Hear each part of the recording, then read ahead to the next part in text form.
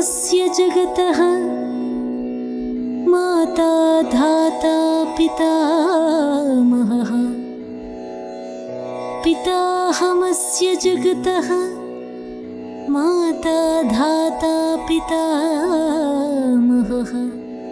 वेद्यं पवित्रमोङ्कारः वेद्यं पवित्रमोङ्कारः ऋक्सामयजुरेव च। वेद्यं पवित्रमोङ्कारः ऋक्सामयजुरेव च।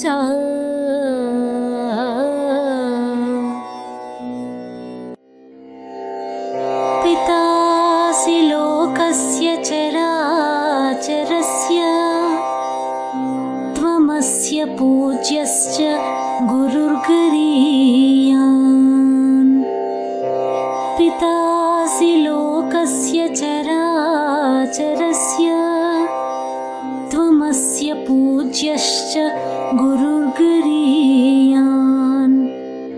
न त्वत्समोऽस्त्यभ्यधिकः कुतोऽन्यो न त्वत्समोऽस्त्यभ्यधिकः कुतोऽन्यो लोकत्रयेऽप्यप्रतिमप्रभाव।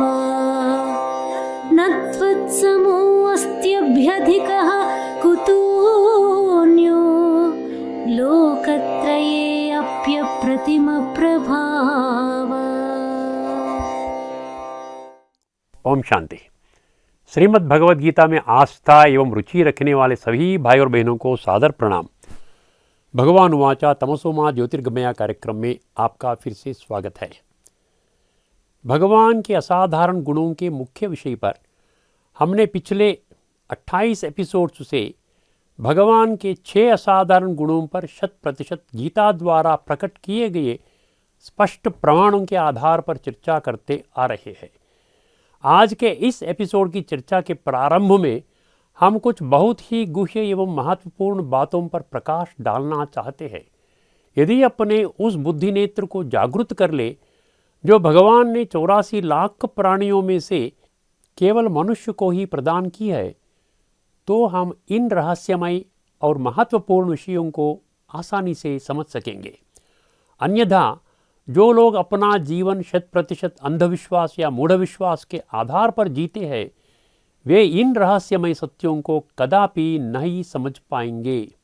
पहला विषय, जैसा कि हमने 80वां एपिसोड से विस्तार से चर्चा की है, वर्तमान के लोग पतित होने का मूल कारण 5 विकारों में पहला नंबर विकार काम वासना अर्थात लैंगिक इच्छा है। यह वर्तमान मनुष्यों का कट्टर शत्रु है। इस रहस्यमय सत्य की पुष्टि स्वयं भगवान ने गीता में अनेक श्लोकों के माध्यम से की है। जिस भावना से भगवान ने यह बात बताने की, समझाने की कोशिश की है, उसे किसी ने भी गंभीरता से नहीं लिया है। भगवान समस्त मानवता अर्थात वर्तमान में इस ग्रह पर 850 करोड़ मनुष्यों का एक ही पिता है।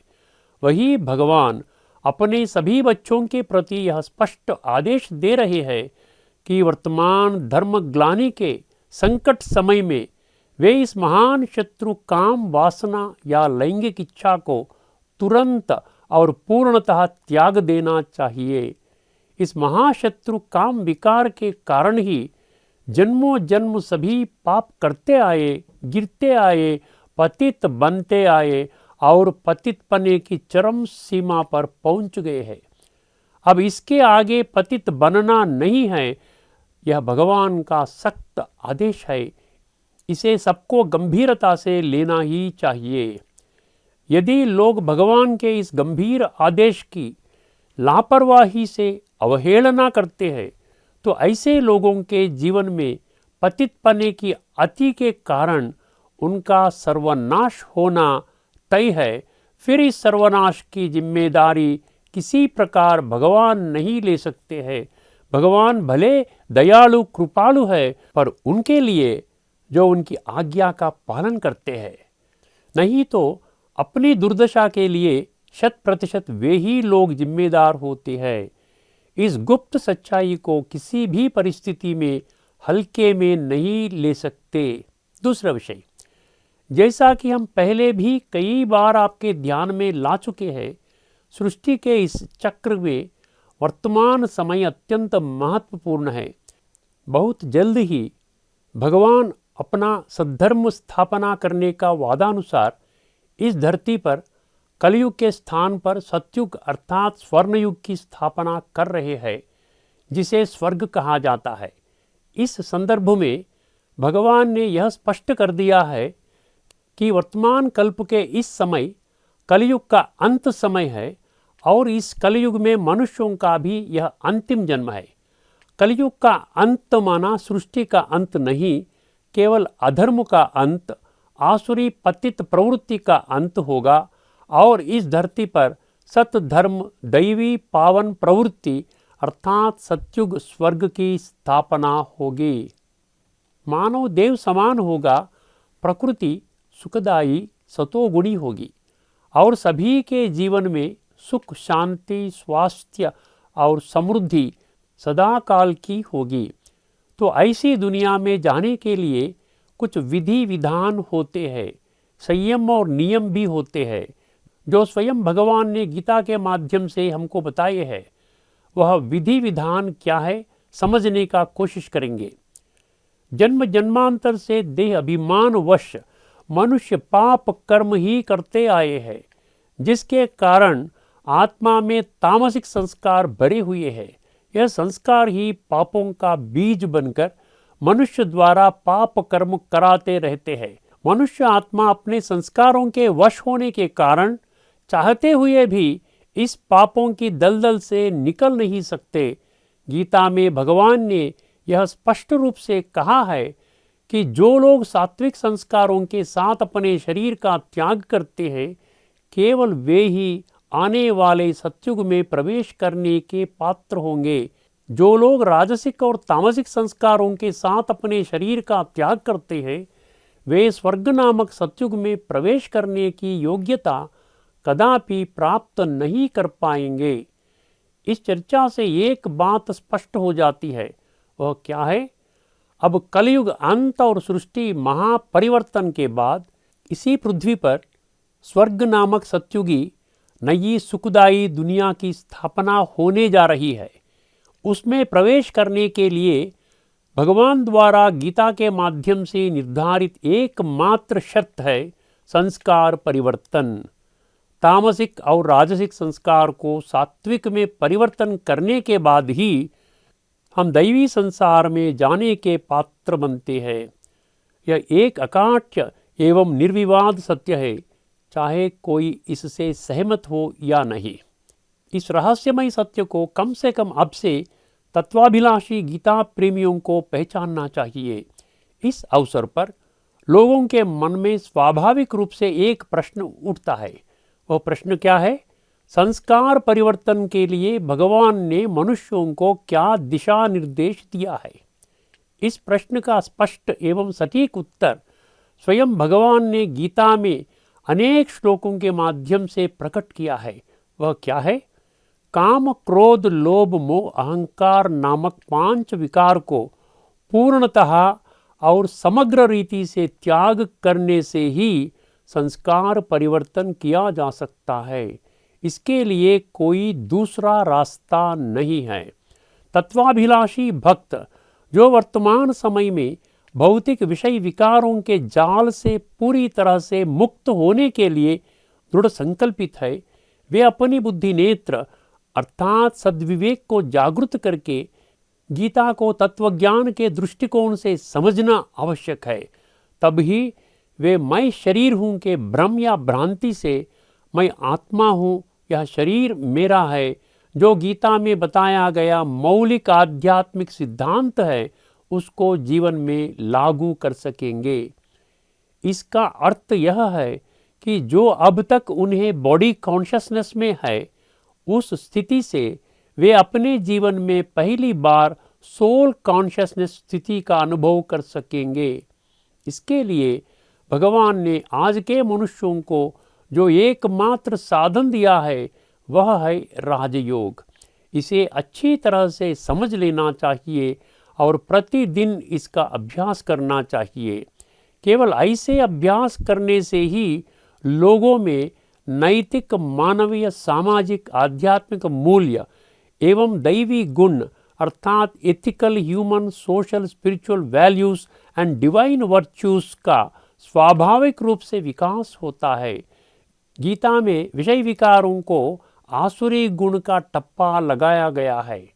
गीता के दैवासुर संपद विभाग योग नामक 16वें अध्याय में दैवी और आसुरी गुणों का वर्णन विस्तृत रूप से किया गया है। राजयोग नामक एक चमत्कारी और अनोखी प्रक्रिया के माध्यम से ही आसुरी गुणों के स्थान में दैवी गुणों का विकास होता है। 100% दैवी गुणों को विकसित करने से ही संस्कार परिवर्तन होती है। इसके लिए कोई वैकल्पिक मार्ग नहीं है। संस्कार परिवर्तन चरित्रहीनों को चरित्रवान बना देता है, अर्थात मनुष्यों को स्वर्ग नामक सत्युग में प्रवेश करने में चरित्र निर्माण अर्थात कैरेक्टर बिल्डिंग महत्वपूर्ण भूमिका निभाता है। इस छिपे हुए सत्य को कम से कम अब हमको पहचानना होगा। चरित्रहीन लोग किसी भी परिस्थिति में स्वर्ग नामक सत्युग में प्रवेश नहीं कर पाएंगे। यदि चरित्रहीन भी स्वर्ग में प्रवेश कर सकते हैं तो चरित्रहीन और चरित्रवान लोगों में क्या अंतर है? यदि आप अपनी बुद्धि नेत्र अर्थात विवेक शक्ति को जागृत करेंगे तो मामला स्पष्ट हो जाएगा। इसी कारण से if character is lost everything is lost अर्थात यदि चरित्र खोया तो सब कुछ खोया का नारा आजकल बहुत लोकप्रिय हो गया है। इस नारा में एवरीथिंग इज लॉस्ट अर्थात सब कुछ खोया शब्द सबसे महत्वपूर्ण है। लेकिन आश्चर्यचकित करने वाली बात यह है कि जब कहते हैं सब कुछ खोया, एक प्रश्न सभी का मन में स्वाभाविक रूप से उठता है कि सब कुछ खोया माना वह सब कुछ क्या है? परंतु यह प्रश्न आज तक भी प्रश्न का रूप में ही रहा हुआ है। उस प्रश्न का संतोषजनक उत्तर खोजने का संकल्प भी वर्तमान के लोगों के मन में नहीं उठा है। आश्चर्यचकित करने वाली एक और बात यह है कि वर्तमान जगत के एक भी प्रतिष्ठित प्रवचनकर्ता इस प्रश्न का संतोषजनक समाधान नहीं दिया है। इसका एक ही कारण है कि लोग 100% अंधविश्वास में जीवन व्यतीत करना। गीता को तत्वज्ञान का दृष्टिकोण से समझने पर ही इस प्रश्न का सत्य, स्पष्ट और सटीक उत्तर मिल सकता है। वह उत्तर क्या है? सब कुछ खोना का अर्थ है कि मनुष्य स्वर्ग नामक सत्युग में प्रवेश करने की योग्यता को पूरी तरह से खो देना। वर्तमान के जटिल समय को ध्यान में रखते हुए भगवान ने गीता के माध्यम से संस्कार परिवर्तन करने का विषय में चरित्र निर्माण अर्थात कैरेक्टर बिल्डिंग की महत्वपूर्ण भूमिका वर्तमान में इस ग्रह पर रहने वाले 850 करोड़ लोग जो उनका संतान है उनके ध्यान में लाया है। इस अवसर पर एक बहुत ही गहन और महत्वपूर्ण बात जो सभी पर लागू होती है वह यह है कि स्वर्ग नामक सत्युग का द्वार उन लोगों के लिए हमेशा के लिए बंद हो जाता है जो चरित्रवान बनने के बजाय चरित्रहीनता का जीवन अपनाते हैं। इसका अर्थ यह है कि चरित्रहीन लोगों को 100% नरक में ही जन्म लेना होगा। इस व्यापक चर्चा से एक बात पूरी तरह से स्पष्ट हो जाती है। आज के लोग 100% संस्कार परिवर्तन करने से ही स्वर्ग नामक सत्य और त्रेता युगों में उत्तम जन्म प्राप्त करने की योग्यता प्राप्त कर सकेंगे। स्वर्ग में जाने के लिए कोई वैकल्पिक मार्ग नहीं है। इस अवसर पर एक अत्यंत गुह्य एवं महत्वपूर्ण बात को वर्तमान के भक्तों को किसी भी हालत में अनदेखा नहीं करना चाहिए। वह रहस्यमय और गंभीर बात क्या है? आज इस ग्रह पर रहने वाले 850 करोड़ लोगों में से केवल बहुत कम संख्या के तत्वाभिलाषी भक्त ही चरित्र निर्माण के माध्यम से संस्कार परिवर्तन करने का भगवान के इस आदेश को गंभीरता से लेते हैं और इसे अपने जीवन में लागू करते हैं। यह व्यापक चर्चा से एक प्रश्न सभी के मन में स्वाभाविक रूप से उठता है। वह प्रश्न क्या है? इस प्रकार संस्कार परिवर्तन करने का कर्तव्य को ही अत्यंत महत्वपूर्ण समझते हुए उसी कार्य में लगे रहने वाले लोग क्या वर्तमान संसार में इस पृथ्वी पर है? इस प्रश्न का उत्तर, जैसा कि हमने आपके ध्यान में कई बार ला चुके हैं, 140 देशों में ब्रह्मा कुमार एवं ब्रह्मा कुमारी कहलाने वाले लगभग 20 लाख भाई बहन जाति धर्म नस्ल क्षेत्र वर्ण वर्ग भाषा देश आदि की परवाह किए बिना संस्कार परिवर्तन करने का एकमात्र लक्ष्य से गीता में भगवान द्वारा सिखाया गया राजयोग के साधन का निरंतर अभ्यास करके अपने जीवन को बेहतर बनाने के दिव्य कर्तव्य में 100% लगे हुए हैं। जैसा कि गीता के 7वें अध्याय 3 श्लोक में कश्चिन माम वेति तत्वतः और वही अध्याय के 19वां श्लोक में समहात्मा सुदुर्लभः पंक्तियां स्पष्ट रूप से घोषित करती है, केवल बहुत कम संख्या के तत्वाभिलाषी ब्रह्म कुमारी साधक ही लगातार गीता द्वारा बताए गए 3 सबसे रहस्यमयी आध्यात्मिक विषयों पर अपना ध्यान केंद्रित करते हैं। वे 3 रहस्यमयी विषय क्या है? पहला विषय, इस पृथ्वी पर रह प्रत्येक मनुष्य अपने मूल स्वरूप में नाशवान शरीर नहीं बल्कि एक अविनाशी चेतन आत्मा है। दूसरा विषय है, इस पृथ्वी पर रहने वाले 850 करोड़ आत्माएं एक ही परमात्मा की संतान है। इसी कारण मनुष्य आत्मा स्वरूप में एक दूसरे के भाई है। सार्वभौमिक भाईचारा अर्थात यूनिवर्सल ब्रदरहुड और वसुदैव कुटुंबकम अर्थात one God one world family जो विविधता में एकता अर्थात यूनिटी इन डाइवर्सिटी का उद्घोष करते हैं, 100% इसी रहस्यमय सत्य से उत्पन्न होते हैं। तीसरा विषय, राजयोग, जो गीता में बताई गई एक अद्भुत और अनोखी प्रक्रिया।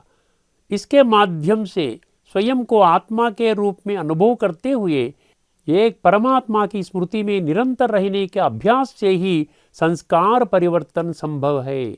इसके लिए कोई वैकल्पिक रास्ता नहीं है। यह एक अकाट्य एवं निर्विवाद सत्य है, चाहे कोई इससे सहमत हो या नहीं। कोई भी व्यक्ति स्थानीय ब्रह्मकुमारी राजयोग प्रशिक्षण केंद्र में जाकर इसकी सत्यता की पुष्टि कर सकता है। इस व्यापक चर्चा को ध्यान में रखने से इस एपिसोड में एक भगवान ही पतित पावन है विषय के अंतर्गत हम आपके ध्यान में जो एक बहुत ही गहन और महत्वपूर्ण बात ला रहे हैं उसे आप आसानी से समझ पाएंगे। गीता प्रेमियों को विशेष ध्यान देना चाहिए। भगवान के आदेश अनुसार यदि वर्तमान समय में लोग काम वासना अर्थात लैंगिक इच्छा और भौतिक सुखों को भोगने की कामनाओं को पूर्ण रूप से त्यागने में लापरवाही बरतेंगे तो उनका पुनर्जन्म अवश्य ही नरक में होगा। हम एक अद्भुत श्लोक द्वारा प्रकट किए गए गहन तत्व पर चर्चा करने जा रहे हैं जो इस रहस्यमय सत्य को स्पष्ट करता है। यह 16वां अध्याय का 21वां श्लोक है। काम क्रोध और लोभ नामक विषय विकार नरक के द्वार है। जो इस विषय को स्पष्ट रूप से पुष्टि करता है उस श्लोक का गहरा तत्व को चर्चा करने से पहले आइए हम एक बार इस श्लोक को सुने। त्रिविधं नरकस्येदं द्वारं नाशनमात्मनः त्रिविधं नरकस्येदं द्वारं नाशनमात्मनः कामः क्रोधस्तथा लोभः कामः क्रोधस्तथा लोभः तस्मादेतत्त्रयं त्यजेत् कामः क्रोधस्तथा लोभः तस्मादेतत्त्रयं त्यजेत्। आइए सबसे पहले इस श्लोक के शब्दों का अर्थ समझने का प्रयास करें। त्रिविधम अर्थात तीन प्रकार, नरकस्य नरक, इदम यह, द्वारम द्वार, आत्मनः नाशनम आत्मा के विनाश का कारण बनती है और लोगों को पतन का ओर ले जाती है। कामः काम विकार अर्थात सेक्स लस्ट या लैंगिक इच्छा और भौतिक सुख भोगने का कामनाएं। क्रोधः गुस्सा या प्रकोप, तथा और लोभः लालच अर्थात ग्रीड। तस्मात् इसलिए एतत्त्रयम् ये तीन कड़ा विकारों को त्यजेत तुरंत त्यागना चाहिए। इस श्लोक में गहन तत्व छिपा हुआ है। इसमें नरकस्य शब्द सबसे महत्वपूर्ण है। आइए समझने की कोशिश करें। नरकस्य का अर्थ है नरक। इस अवसर पर हम गीता प्रेमियों के ध्यान में एक बहुत ही गोपनीय बात ला रहे हैं।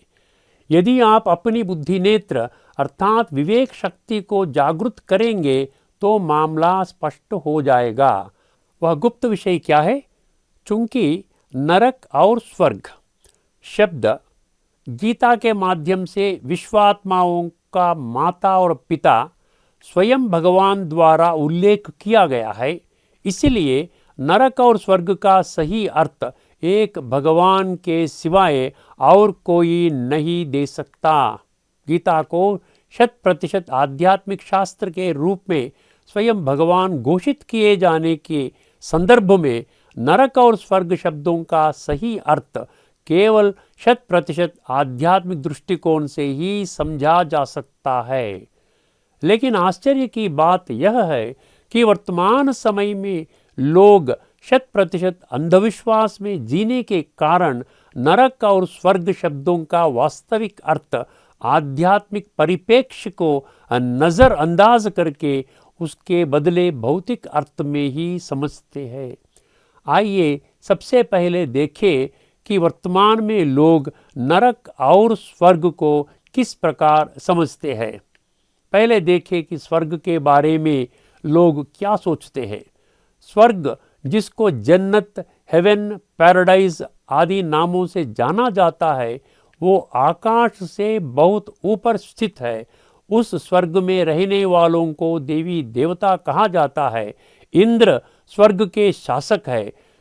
रंभा, उर्वशी, मेनका, तिलोत्तमा आदि नर्तकियां स्वर्ग के देवी देवताओं को प्रसन्न करने के लिए नृत्य कला प्रदर्शित करते हैं। केवल पुण्यात्माएं अर्थात जो पुण्य कर्म करते हैं वे ही स्वर्ग में जाते हैं। अब आइए देखें कि लोग नरक के बारे में क्या सोचते हैं। नरक जिसे हेल, पाताल या दोजक के नाम से भी जाना जाता है, वह पृथ्वी के नीचे स्थित है। जो लोग नरक में रहते हैं उन्हें असुर या राक्षस कहा जाता है। यमराज नरक के शासक है। नरक में यमराज के सेवक मनुष्यों को सबसे भयानक दंड देते हैं, जिससे उन्हें बहुत दुखी होता है। पापात्माएं अर्थात जो पाप कर्म करते हैं वे नरक में जाते हैं। यह एक अकाट्य एवं निर्विवाद सत्य है कि जो लोग पुण्य कर्म करते हैं वे स्वर्ग में जाते हैं और जो लोग पाप कर्म करते हैं वे नरक में जाते हैं। इस मामले पर किसी प्रकार की असहमति की कोई गुंजाइश नहीं है। इस संदर्भ में गीता के माध्यम से स्वयं भगवान द्वारा परिभाषित आध्यात्मिक परिप्रेक्ष्य से स्वर्ग और नरक शब्दों का सही अर्थ को समझने के लिए व्यक्ति को बुद्धि नेत्र अर्थात विवेक शक्ति को जागृत करते हुए गीता में प्रकट कुछ स्पष्ट आध्यात्मिक सिद्धांतों को समझना अनिवार्य होगा। आइए समझने का प्रयास करें कि वे सिद्धांत क्या है। पहला विषय, इस ग्रह पर प्रत्येक मनुष्य अपने मूल स्वरूप में एक चेतन आत्मा है जिसे भौतिक आंखों से नहीं देखा जा सकता। दूसरे विषय, आत्मा अमर है और शरीर नाशवान है।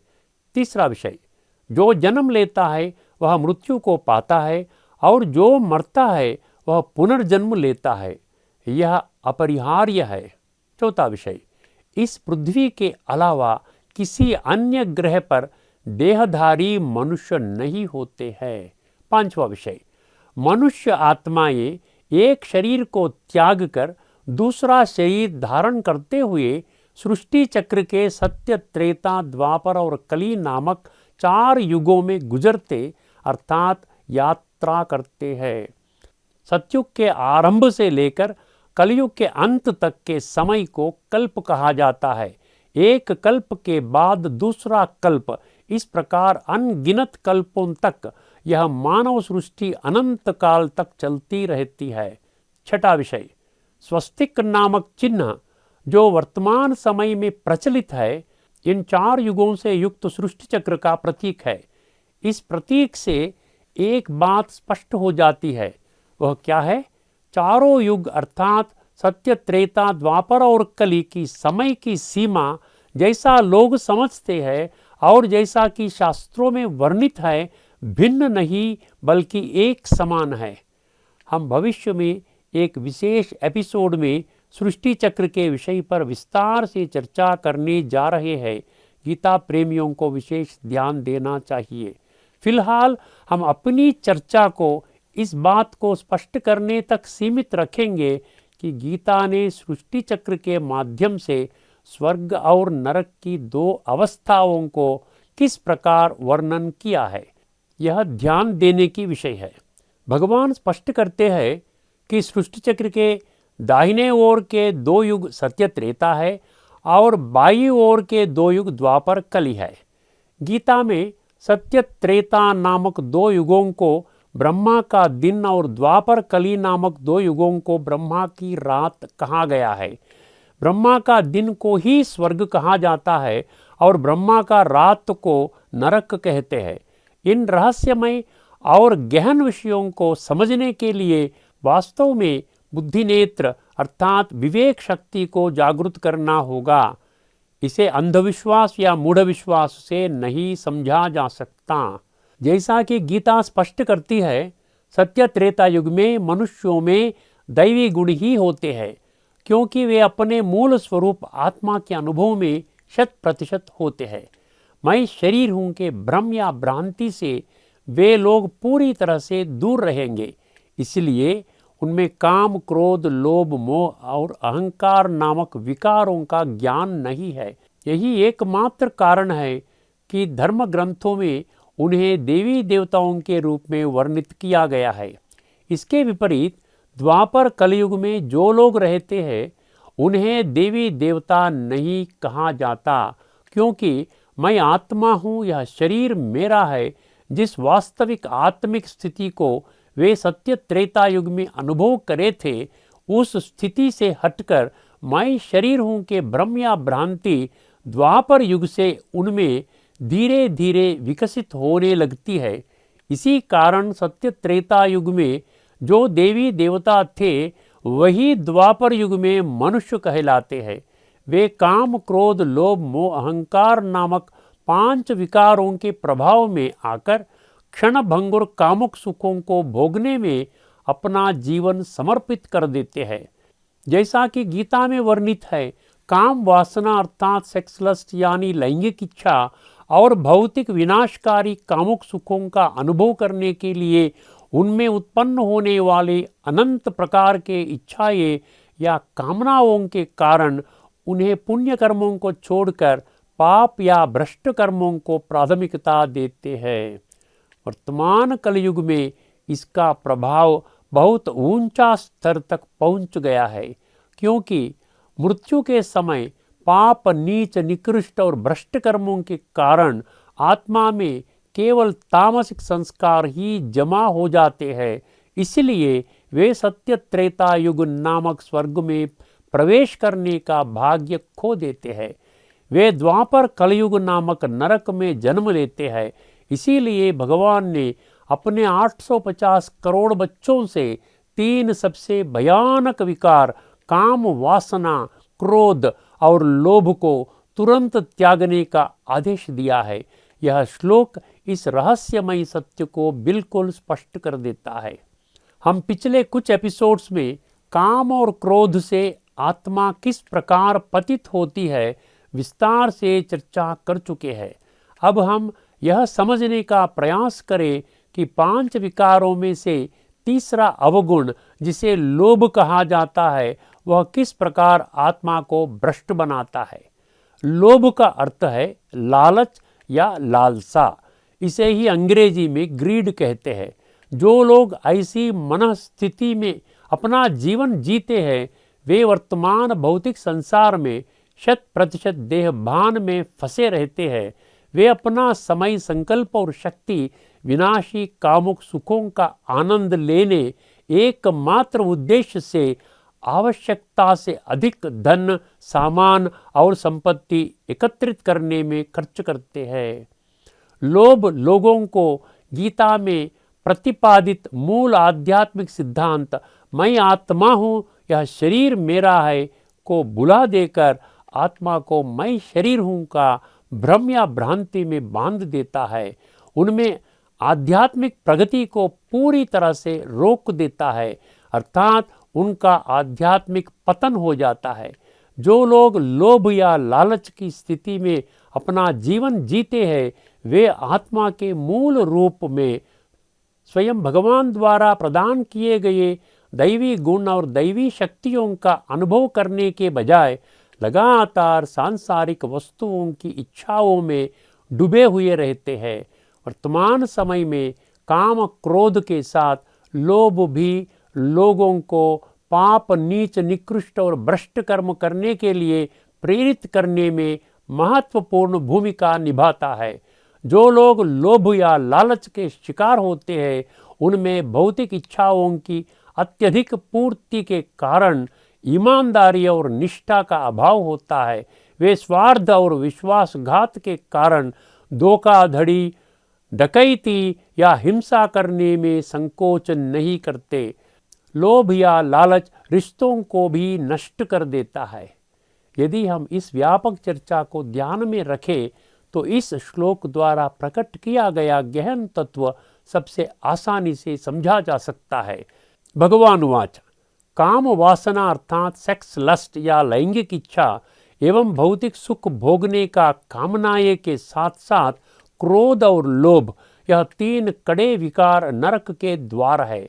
ये काम, क्रोध, लोभ, मोह और अहंकार नामक 5 विकारों में से प्रथम 3 कड़े विकार है। ये 3 विकार आत्मा को भ्रष्ट बनाने में मुख्य भूमिका निभाते हैं।